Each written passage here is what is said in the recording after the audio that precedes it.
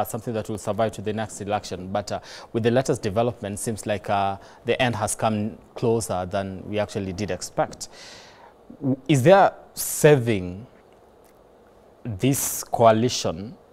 Is there anything that can be done to save it from where you sit? I don't think so. I think Azimio literally died a long time ago. The moment Jubilee got out of Azimio, Azimio died. And from that time, and it's also normal in politics, you've seen from previous history that political coalitions have rarely been able to see the light of the next election. Because most of the time, between one election to the other, there's a lot of politics, and there's also political scheming, and there's personal interests. And most of the time, these things will not be able to merge. And most of the time, also, the bigger brother in the coalition with the numbers would be seen to be bullying the other members.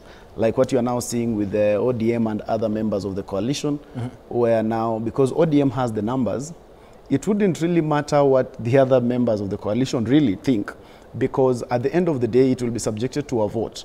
And again, unfortunately, there is nothing wrong about that, because politics is essentially about numbers and negotiation. So if you can't beat it in the boardroom on negotiation, then you come to the floor and deal with numbers. So in my view, that is the whole reason why Azimio cannot be able to see the light of the next election, because the rest of the political parties have now become underdogs within that Azimio space. And for some reasons, for instance, the NAC Kenya as a party, with 0 members of parliament, you can just be able to imagine how much strength you can actually have in a coalition.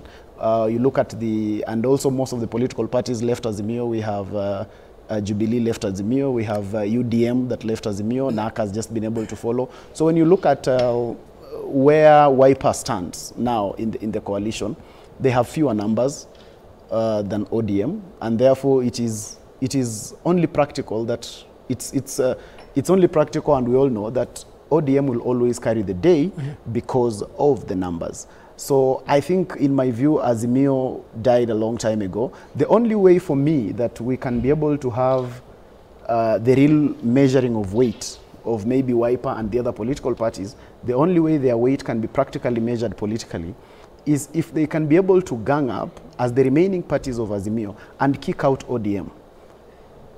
Because as opposed to them leaving Azimio, if they are the majority, if they believe they are more, then why leave? You can kick out ODM. So I think that is the only way. But you just said ODM has when it comes to numbers, it happens to be the majority, so it's bullying some of the political parties. Yeah, when it comes to positioning, when it comes to like the minority leader, that is about the numbers. But now when it comes to the kicking out, that is now a legal process. So then at that level, the party membership is one. Each one has one vote as a member. So you can be able to come together and register with the Office of the Registrar of Political Parties. How would the opposition look like if that happened? Do we still have an opposition if at all, it's disintegrated like that? The opposition, as envisioned in our constitution, is in the parliament. But we still have to fight with the political reality that most of us still think the opposition is Honorable Raila Odinga. The truth is, the opposition leader today is the minority leader in parliament. But be that as it may, if that's what I'm saying. So this is a coalition that has been acting as an opposition. Yes. Yet, if it is disintegrated, then it will not be speaking the same voice, because now we have ODM party who will now, have the minority, be leading the minority, because now that's the position that they actually want. That's so what happens to the other parties within that particular coalition? That is why I'm saying for them to remain a solid minority, because what is recognized as a minority in parliament, and Honorable Borrero can correct me if I'm wrong, is the opposition in parliament, the minority in parliament is Azimio. It's called Azimio. Now, with that being the fact, if the rest of them kick ODM out, then Azimio still remains. So then ODM can go and become a sole parliamentary political party, or go and join Kenya Kwanza. Then they can remain Azimio and now have a minority leader and a minority whip. I don't know how, if they have the guts to take on that process, because if they really believe they have the majority and they believe that ODM is the only distraction that they are having, is the detractor to this, then I would want to maybe dare the rest of the political parties led by Wiper to kick out ODM. I think he's advancing very serious political allegations that he might not be able to stand with them when the time calls. He had just said that Azimio basically was Jubilee and ODM. And I was also telling him that Wiper was a big component of Azimio. You're speaking in past tense. You're speaking was or is. From his own words, he said that Jubilee now is a parliamentary party. Yeah. The owner of Jubilee is Bwana Uhuru Kenyatta. Owners of political parties are the people of the Republic so, of Kenya. Political parties, and the Secretary General of Jubilee is Kioni. You know, when you are in ODM, and during the elections, these are the people who manage the Jubilee. And immediately after elections, they went to bed with the ruling party and left us still fighting. And they said they can never go to the streets to fight. And I'm telling you, there is no gain in any political setup that if you do not push, you can either push through demonstration, negotiations, or otherwise. So one of the ways to push for your agenda is to picket, which is contained very well in our constitution, that we are allowed to picket and push for our demands. So, but then, after the election, without negotiating on anything, they decide to go to bed with the ruling party. And they left us to fight for the interests of Kenya through demonstration. And by the way, that is what resuscitated to the NADCO. And that is also what has helped the Gen Zs to gain momentum, because we were calling for social justice. We were calling and talking on behalf of Kenyans on what is needed to be done. But when we come on political parties as Azimio, Azimio is not yet dead, because this was a collection of political parties with the same political interests, but now they came under one roof. By the fact that Jubilee, some parts of Jubilee went to bed with the KK government, does not mean that they completely relinquished Azimio, because one of the leaders within the Azimio political party in parliament is from Jubilee political party, which we have agreed, and is the deputy whip within parliament. That's a very significant position within the parliamentary system. So we can never say that it is dead, that Azimio died a long time ago. That is a misconception. But we also say that political parties are formed to acquire power. Sometimes when you don't acquire power and you have different interests, sometimes each political party might decide to pursue their own agenda afterwards. And by the way... Then what was bringing people together from the onset? Because I'd like to believe that the reason as to why people come together is because they want to serve a common goal. Because you people are, you know, are grounded by something. There's something you believe in, their principles. And I wouldn't want to think that just changes when somebody wakes up one day and say, by the way, I'm a Republican today, tomorrow I'm a Democrat, and something like that. That is what I think I've explained that before, that they are formed, politically they are formed to acquire power. Politics is about power acquisition. When you come to understand the real politics, it is not just basically, you cannot just form a political party if you don't have an interest of acquiring power, because it is through power that you can serve your people. So in every election, we have some political parties with the same political ideologies come together, maybe to join, depending on the numbers, if they can acquire political. And by the way, the only person who contested on Azimio ticket was our presidential candidate. That is Raila Amolo Odinga. Okay. All the other members of parliament contested through their various political parties. That is why we had Jubilee, we had Wiper, and we had ODM, and KANU, DAP, all that. So it means that these parties, they are registered and they have their own political ideologies. That forms their political party. Like as we are social democrats, the other, maybe KANU has their different way, but we had one reason to come together, because we shared some aspects within our ideologies, and this brought us together under one umbrella of Azimio. So I think that let us not overplay that some political parties might break because of different, but it is about people have started regrouping and realigning themselves for the next general election. And maybe that might form ideas of some political parties. Like Jubilee said they went, but they went partially. They didn't go full throttle. They didn't go, we still have their Secretary General supporting Azimio. Or they are saying the MUD went, that had only one. UDM. UDM went, only one member of parliament. That's wrong. UDM has over 12 members of parliament. And you see, those members never came to join the Azimio. Them, they went to bed straight with the ruling party. So we do not even consider them as the Azimio. They used Azimio to, they rode Azimio to be elected. And I can tell you, but you just said, you know, each one ran on their own political party. The only person that ran with the Azimio ticket was actually the Right Honorable Prime Minister, former Prime Minister Raila Odinga. So, to some extent, you will actually say they won because of the political party, their own political party, not because of the Azimio coalition. So, but immediately they left the Azimio. So it means that they were not joining in this Azimio. They never even stood, even within 1 month, they are gone. Okay, let me come to, because I'm running out of time and I want us to touch on something else. And this has to do with the state of politics, especially with the ruling coalition. And, you know, have the deputy president and the head of state seem not to be reading from the same script. And, you know, there's a section of Mount Kenya MPs openly criticizing the deputy president's leadership style, urging him to embody national unity befitting of his office. It seems that the center is not holding. Let me start with you. Where you ran, people are divorcing. What happens? I'll keep insisting that there is nowhere we ran. Yeah. Jubilee Party is the only recognized political party in the Parliament of Kenya that is a single parliamentary political party. I'll keep insisting that the Jubilee Party did not believe in violence from the beginning.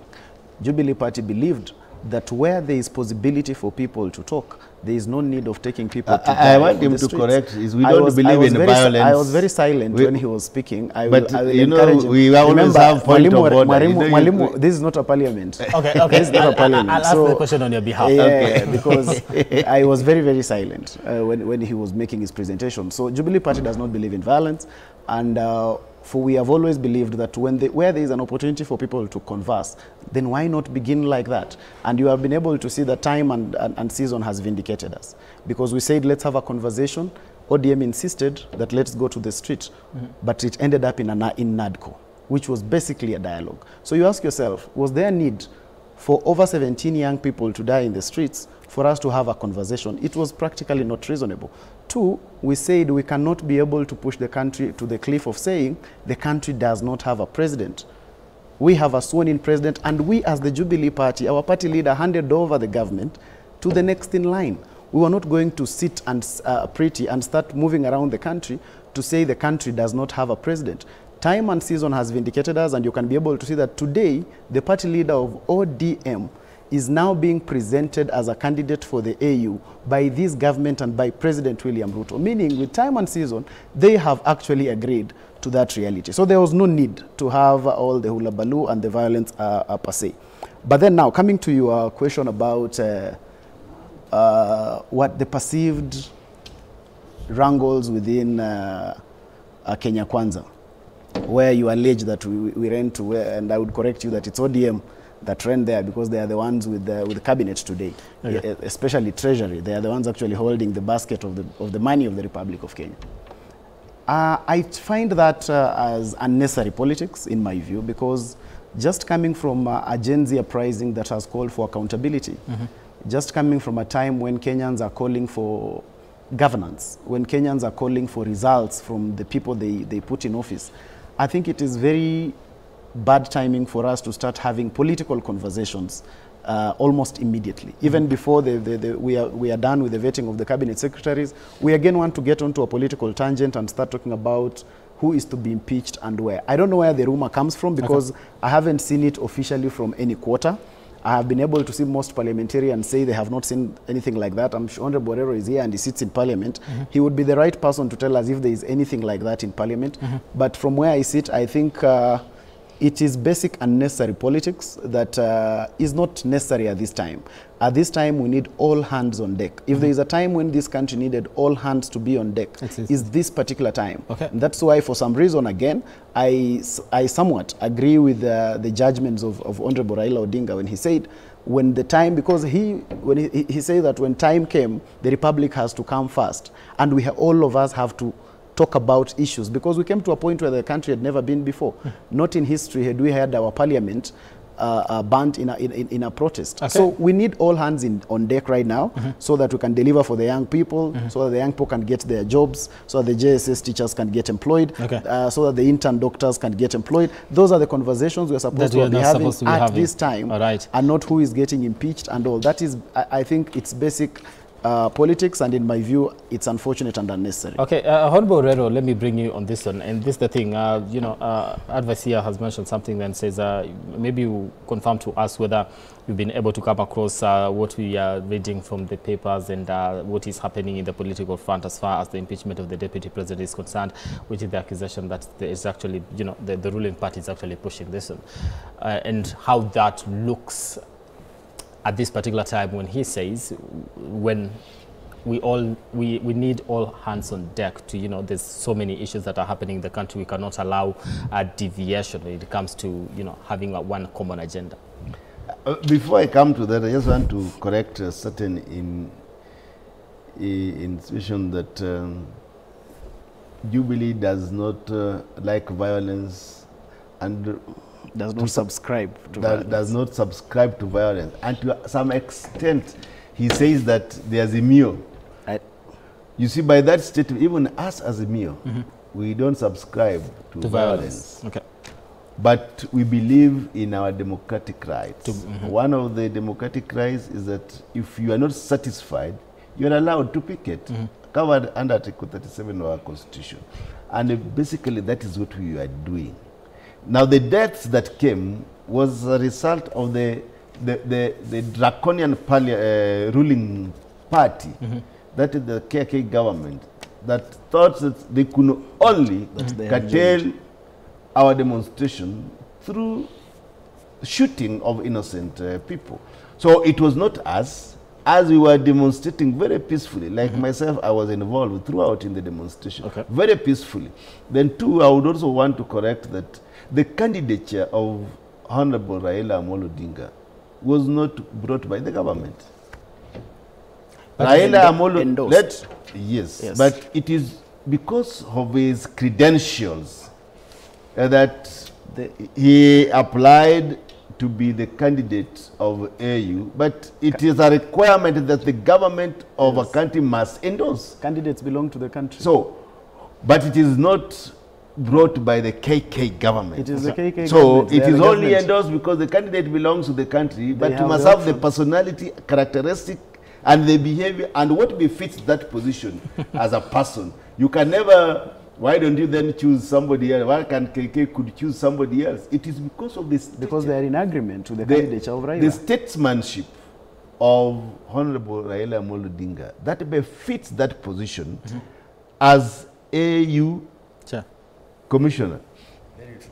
So let us not play the card that it is because of the KK government that Raila has been angling. But it is the government that is, you know, has to endorse to some extent. Of course, it has, he has not to some extent, but not to a point. So we must be very, very clear Brian, about it's not that. to some extent. So it is actually campaigning for him. Point of order. Let's have point of order. Okay, just put him to order. Put him to order. Allow him to execute his point because I'm running out of time. I think as a country is a very bad state, because when KK government took over, the deputy president and the president were singing and talking with one voice. But as time goes by, we realize now that they are speaking with two different voices. And those early days, the deputy president categorically said that he had put a mtego for some people. And he was the custodian of everything in this country. I don't know what happened, because now they are at variance in most of their public pronouncements. And he feels betrayed by a certain clique of political class within his community. The only thing I am not comfortable with for the deputy president, that he only thinks that he is the vice president of a certain community. I have never seen him come to Nairobi to articulate the policies of the government which befits his office. So he has reduced himself to a regional kingpin that the Kenyans did not elect him for, because he was elected as the deputy president of this country. He said he loves his people too much, and maybe, you know, if you want to hold him to account to that, he's guilty as charged when it comes to loving the mountain extremely. So he's going to speak for the people of the Mount Kenya region. I'm totally out of time. I don't know, 30 seconds to you to give your final remarks. Let me start with you, advisors, to finish. Thank you. I think I'll just be able to go back to what I talked about, what we are facing today as a country. We are in a dispensation where there has been an urgent call for accountability. There has been a call for proper governance by the people of the Republic of Kenya. And therefore, it is important that all leaders put their hands on deck and just be able to deliver that to Kenyans today. The parliament needs to put its hands on deck and work towards the realization of the dream of the people of Kenya.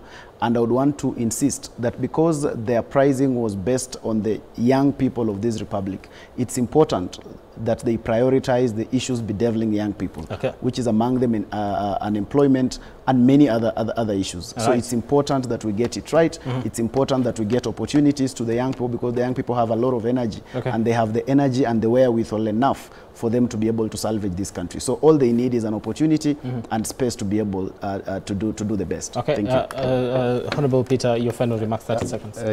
First, I must thank you for inviting us to talk to Kenyans about the state of the political nation. But I must also say that I must thank the Kibra people for having elected me. Without them, I would not be here. And also to talk on their behalf. I think the state of this country now, we must use this opportunity to move to the next level. The Gen Zs made their case. And I think we must thank them, because we would not even have formed a broad-based government if the Gen Zs were not there. I think they have moved this country to another level. It is us as leaders now to ensure that what we do must be able to accommodate the interests of all Kenyans. And we must be patriotic as Kenyan citizens. I think that's my final. Thank you so much. And I think that particular argument, somebody could use it and argue that, by the way, if you say we would not have formed a broad-based government if the Gen Zs were not involved, then maybe you're riding on their blood. But that's a debate for another time. Thank you so much, Honorable Peter Orero, for your time, Member of Parliament, Kibra, and of course, Advisor Mundalo, who is the National Youth Chair, Jubilee Party. Thank you so much for making time, gentlemen, and being part of this conversation this morning here on K24 New Dawn. As always, my name is Brian Amwai. It is always an honor and a pleasure to have a conversation with you here and have you join us, trusting us to bring you up to date with what is making headlines across the country, what you're waking up to, and have a conversation that involves you on the state of issues in the country, politics, the nation, and social issues. All right? Let's do this again next time. Do have yourselves a lovely day.